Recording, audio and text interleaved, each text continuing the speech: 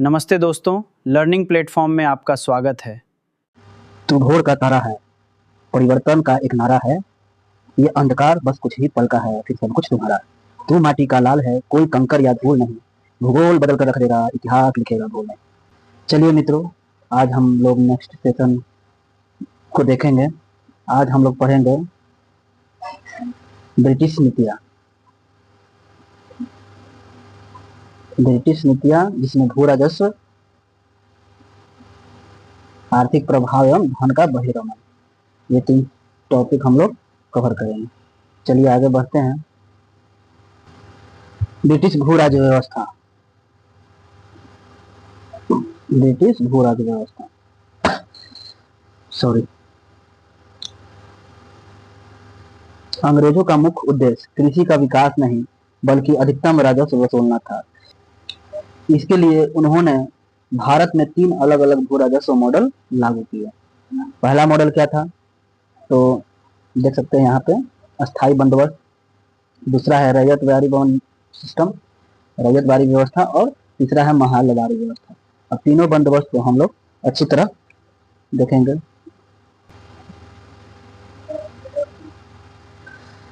अब अस्थाई बंदोबस्त को हम लोग देखते हैं। जैसे अस्थाई बंदोबस्त किसके द्वारा लागू किया गया था, तो ये लॉर्ड कॉर्नवालिस के द्वारा अस्थाई बंदोबस्त लाया गया था।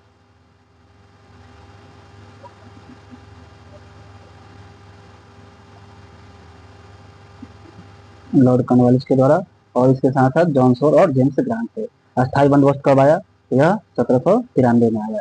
अस्थाई बंदोबस्त के अंतर्गत कौन कौन से एरिया कवर होते थे, तो बंगाल, बिहार, उड़ीसा, वाराणसी और उत्तरी कर्नाटक, ये सब एरिया अस्थाई बंदोबस्त के अंतर्गत कवर होते थे। इसकी मूल संरचना क्या थी, तो यहाँ बिचौलिया जमींदार था। बिचौलिया कौन था, तो जमींदार था। जमींदार को भूमि का वंशानुगत मालिक माना गया, राजस्व सजाए के लिए नियत किया गया। राजस्व की दर क्या थी, तो कुल लगान का 10/11 भाग राजस्व का दर था, यानी 89% कंपनी को, और 1/11 भाग यानी 11% जमींदार को दिया जाता था। ये पॉइंट याद रखिएगा, यानी 10/11 भाग कंपनी को दिया जाता था और 1/11 भाग जमींदार को दिया जाता था। और आ जाते हैं इसकी विशिष्ट नियम और विशेषता क्या थी। इसकी विशिष्ट नियम और विशेषता, सूर्यास्त का नियम, अस्थाई बंदोबस्त के अंतर्गत ही सूर्यास्त का नियम दिया गया। इसकी सनसेट लॉ, इसमें क्या था कि निर्धारित तिथि के सूर्यास्त तक राजस्व न देने पर जमींदारी नीलाम कर दी जाती थी। अब आते हैं रैयतवाड़ी व्यवस्था। रैयतवाड़ी व्यवस्था देखते हैं, तो रैयतवाड़ी व्यवस्था इसको देखते हैं। रैयतवाड़ी व्यवस्था इस किसके द्वारा लागू किया गया, तो थॉमस मनरो, कैप्टन रीड के द्वारा। यहाँ से ऐसे याद रखिएगा, रैयतवाड़ी र से स्टार्ट हो रहा है, तो इसमें थॉमस मनरो र लगा हुआ है और कैप्टन रीड र लगा हुआ है। इस चीज से आप इसको पकड़िएगा। यह कब स्टार्ट हुआ था, तो 1820 में यह रैयतवाड़ी व्यवस्था लागू की गई थी। और इसे कौन से कवर क्षेत्र थे, तो मद्रास, बम्बई, असम और कुरुक्षेत्र। यह 51 भारत के 51% क्षेत्र पर यह लागू था। इसकी मूल संरचना क्या थी, यह प्रत्यक्ष संबंध रखता था किससे, कंपनी और किसान के बीच। कोई बिचौलिया नहीं था इसमें, किसान ही भूमि का स्वामित्व होता था। उपज का दर,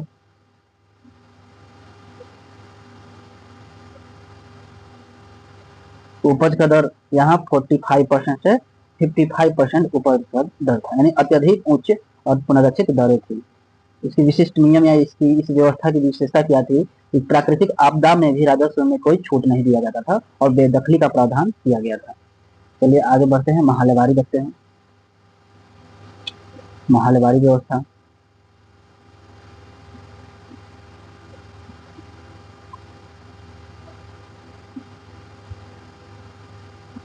महलवाड़ी व्यवस्था किसके द्वारा लाया गया, तो हार्ट मैकेंजी के द्वारा लाया गया और कब लाया गया था, 1822 ईस्वी में।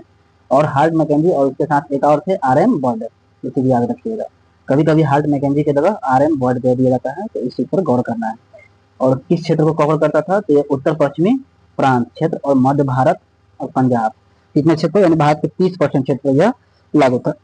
इसकी मूल संरचना क्या थी, तो सामूहिक इकाई, यानी राजस्व का निर्धारण पूरे गांव या महाल के आधार पर सामूहिक रूप से किया जाता था। राजस्व की दर क्या थी, तो प्रारंभ में 66% था, बाद में बेंटिंग द्वारा घटाकर कितना कर दिया गया, यानी विलियम बेंटिंग के द्वारा यह 50 से 60% कर दिया गया। इसकी विशेषता क्या थी? इसकी विशेषता थी कि गांव का मुखिया सामूहिक रूप से राजस्व एकत्र करने हेतु उत्तरदायी था। चलिए आगे बढ़ते हैं, कुछ विश्लेषणात्मक प्रभाव देख लेते हैं। यूपीएससी मेंस पर्सपेक्टिव व्यू से है। जैसे यहाँ पे दिया गया है कि अनुपस्थिति जमींदारी, एब्सेंट लैंडलॉर्डिंग क्या था। तो लैंडलॉर्डिंग क्या था? तो स्थायी बंदोबस्त में कोलकाता में रहने वाले शहरी जमींदारों का वर्ग खड़ा किया जो केवल शोषण करते थे। डेप्ट ट्रैप यानी ऋणग्रस्तता, रैयतवारी, महलवारी में अत्यधिक राजस्व मांग के कारण किसान साहूकारों के जाल में फंस गए। ग्राम समुदाय का विघटन, महलवारी व्यवस्था ने उत्तर भारत और पंजाब की आत्मनिर्भरता ग्राम पंचायत प्रणाली को नष्ट कर दिया था। ये पॉइंट याद रखना है। अब आते हैं पार्ट 2 में ब्रिटिश आर्थिक नीतियां का प्रभाव। ब्रिटिश आर्थिक नीतियों का प्रभाव क्या था? Impact of economic policy. चलिए आगे बढ़ते हैं।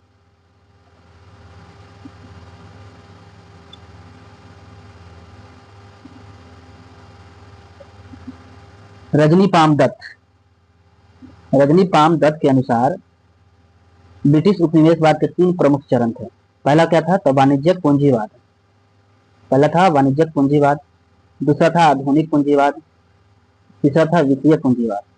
यानी किसके अनुसार ब्रिटिश उपनिवेशवाद के 3 प्रमुख चरण थे? तो आरपी दत्त ने ब्रिटिश उपनिवेशवाद के 3 चरण प्रतिपादित किए। और पहला जो था वाणिज्यिक पूंजीवाद कब से कब हुआ? ये 1757 से 1813 तक। व्यापार पर सीधे एक अधिकार और पलासी के बाद बंगाल के प्रत्यक्ष लूट वाणिज्यिक पूंजीवाद के अंतर्गत आता है।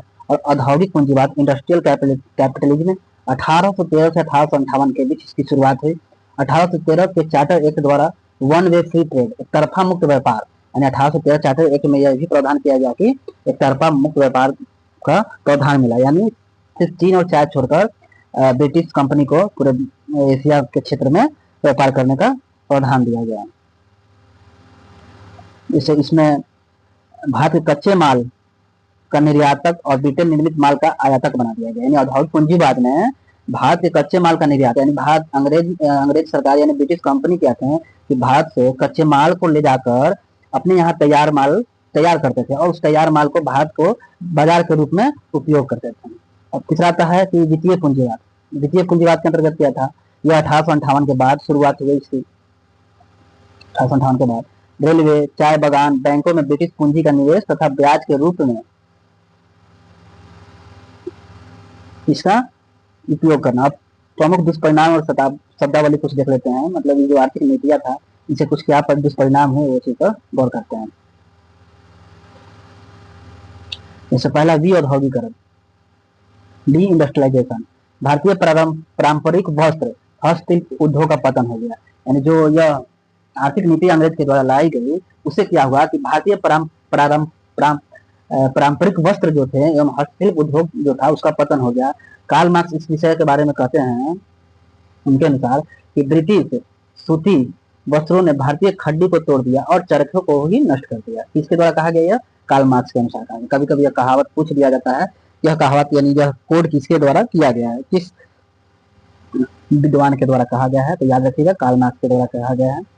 अब डी अर्बनाइजेशन के बारे में देख लेते हैं क्या है डी अर्बनाइजेशन। तो ढाका, मुर्शिदाबाद, सूरत जैसे प्रसिद्ध औद्योगिक शहरों का उजड़ना तथा जनसंख्या का दबाव कृषि पर बढ़ा। फिर कृषि का व्यवसायीकरण किया गया।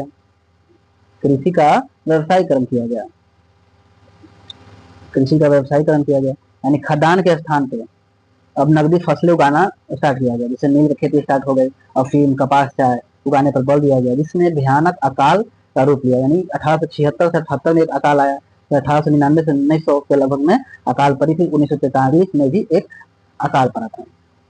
फिर आया ददनी प्रथा के बारे में अक्सर पूछा जाता है, इस पॉइंट को याद रखिएगा। ददनी प्रथा क्या है? ददनी सिस्टम कारीगरों या किसानों को अग्रिम धनराशि दी जाती थी देकर अनुबंध में बांधने की औपनिवेशिक व्यवस्था। यानी पहले किसानों को अग्रिम राशि दी जाती थी ताकि आप खेती करिए, और खेती कौन सा करना है? तो जो कंपनी पैसा दी है उसके अनुसार खेती करना है। यानी ददनी प्रथा इसी को कहा जाता था। एक है गारंटी प्रणाली क्या है वो चीज देखते हैं। यह 1849 में आया। रेलवे निर्माण हेतु ब्रिटिश निवेशकों को भारत के राजस्व से 5% न्यूनतम लाभ ब्याज की गारंटी दी गई। यानी भारत में जो रेलवे निर्माण किया गया ब्रिटिश के द्वारा, उसमें ब्रिटिश निवेशक क्या करते थे, भारत के राजस्व से 5% न्यूनतम लाभ प्राप्त करते थे, लेकिन वहाँ इससे भी भारत का धन का हानि हुआ। अब आते हैं पार्ट 3 में धन का बहिर्गमन देखते हैं।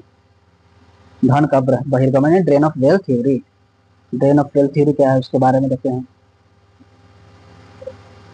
धन का बहिर्गमन, इसकी परिभाषा देखते हैं क्या है कि भारत में संसाधनों, धन, कच्चा माल का ब्रिटेन की ओर बिना किसी पर्याप्त आर्थिक या भौतिक प्रतिफल का निरंतर हस्तांतरण, यानी यहाँ से जो भी पूंजी था, जो भी संसाधन था, जो भी कच्चे माल था, बिना किसी लाभ के भारत से ब्रिटेन की ओर बहिर्गमन, यही है drain of wealth of theory. इसका पहला पॉइंट क्या है कि प्रमुख राष्ट्रवादी विचारक एवं उनकी रचना है, जैसे दादा भाई नौरोजी। दादा भाई नौरोजी बहुत ही महत्वपूर्ण शख्स है ये। इनके द्वारा poverty and on British rule in India 1901 में लिखा गया, एवं इंग्लैंड डेट टू इंडिया 1867 में। इन्होंने इसे घनिष्ठों का अनिष्ट, अनिष्टों का अनिष्ट, यानी एविल ऑफ एविल्स कहा। फिर आते हैं आरसी दत्त।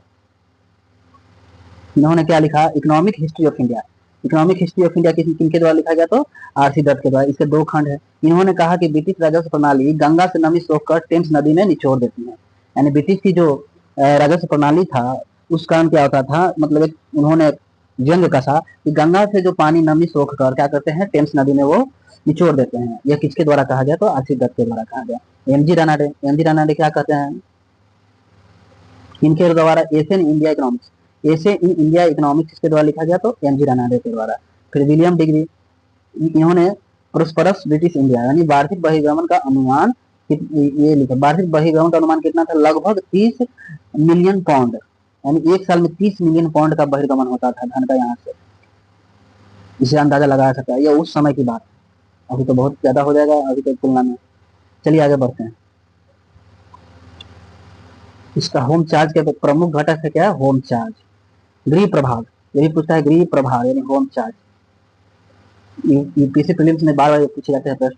गृह प्रभाग में लंदन में चुकाए जाने वाले निम्नलिखित खर्च शामिल थे, क्या क्या थे, तो लंदन स्थित इंडिया ऑफिस का प्रशासनिक खर्च एवं वेतन, फिर ईस्ट इंडिया कंपनी का शेयरधारकों को दिए जाने वाले लाभांश, भारत में कार्यरत या सेवानिवृत्त ब्रिटिश नागरिक व सैन्य अधिकारियों के वेतन या पेंशन एवं भत्ते, ये सब आते थे गृह प्रभाग के अंतर्गत। भारत में बुनियादी ढांचे जैसे रेलवे तथा साम्राज्यवादी युद्धों के लिए लिए गए सार्वजनिक ऋण पर ब्याज, फिर ब्रिटिश सेना के लिए इंग्लैंड में खरीदी जाने वाली सैन्य सामग्री एवं उपकरण, ये सब होम चार्ज के रूप में भारत से लिया जाता था। आगे बढ़ते हैं। स्थानांतरण, स्थानांतरण का माध्यम एवं कांग्रेस की स्वीकृति। काउंसिल बिल्स, ये क्या है, तो लंदन में स्टर्लिंग में बेचे जाने वाली वित्तीय बिल जिनके माध्यम से भारत से धन ब्रिटेन स्थानांतरित होता था। एक है 1896 का कोलकाता अधिवेशन, इसको देखते हैं। इसकी अध्यक्षता रहीमतुल्लाह एम सैनी के द्वारा की जाती है। इस अधिवेशन में भारतीय राष्ट्रीय कांग्रेस ने आधिकारिक रूप से धन के बहिर्गमन के सिद्धांत को स्वीकार किया था। काफी इंपॉर्टेंट प्रश्न है, इसको ध्यान रखिएगा। यानी कब, जो 1896 का कोलकाता अधिवेशन था, जो राष्ट्रीय कांग्रेस की जो अधिवेशन होती थी, उसमें जो था धन के बहिर्गमन सिद्धांत को स्वीकार किया गया था। और इसकी अध्यक्षता किसके द्वारा किया गया था, रहीमतुल्लाह एम सैनी के द्वारा किया गया था। और वंदे मातरम जो गीत है, सर्वप्रथम वंदे मातरम गीत सर्वप्रथम इसी समय गाया गया था 1896 में। चलिए आगे बढ़ते हैं। कुछ पॉइंट हैं, खैर देखते हैं। पहला क्या है, तो रैयतवाड़ी तत्व है कि रैयतवाड़ी केवल मद्रास में नहीं बल्कि बम्बई, असम, कुर्ग में भी लागू थी। दूसरा तथ्य है कि दादा भाई नौरोजी ने ड्रेन थ्योरी 1867 में ईस्ट इंडिया एसोसिएशन लंदन के समक्ष रखी थी, कांग्रेस स्थापना के समय नहीं। तो गृह प्रभार क्या है, होम चार्जेस में भारत में तैनात स्थानीय सेना खर्च शामिल नहीं था। जो स्थानीय सेना था, यानी भारत की जो सेना, यानी भारत के जो मूल निवासी थे, होम चार्ज में इसका खर्च शामिल नहीं था, केवल लंदन में होने वाली खर्च शामिल था। चलिए आगे बढ़ते हैं।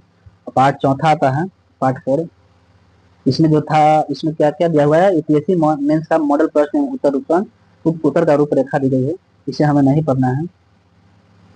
चलिए धन्यवाद, और कमेंट में लिखिएगा कैसा लगा आप लोग का यह वीडियो, और अपने दोस्तों के यहाँ शेयर कीजिएगा, पसंद आए तो लाइक कीजिएगा।